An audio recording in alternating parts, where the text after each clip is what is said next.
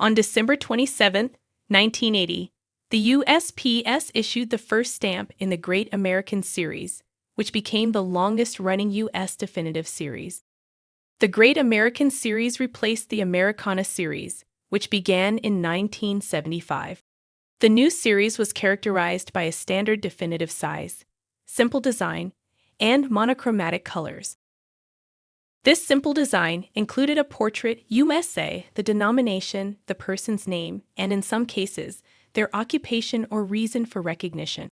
The first stamp in the new series was issued on December 27, 1980. It honored Sequoia and was issued in Tahlequah, Oklahoma.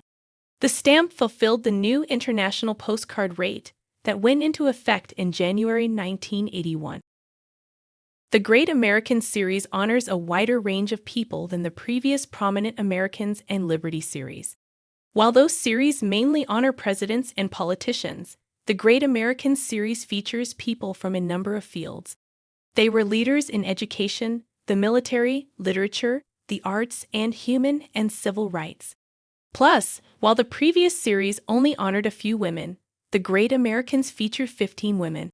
This was also the first definitive series to honor multiple Native Americans, with 4 stamps. The Bureau of Engraving and Printing, BEP, produced most of the stamps. The private firms printed some. Several stamps saw multiple printings. The result was many different varieties, with tagging being the key to understanding them. Though there were also differences in perforations, gum, paper, and ink color. The series wasn't without its share of controversies. In 1986, the $1 Bernard Revel stamp had a Star of David added to the design without approval. It was discovered that a BEP engraver added it to the die without authorization. This led to an internal investigation of stamp dies from the prior 10 years. Another controversy surrounded the Dennis Chavez and Earl Warren stamps, which were printed by private contractors because it was cheaper. Once news broke that the Canadian Bank Note Company printed these 2 stamps, it set off a widespread Buy American campaign, and the issue was debated in Congress.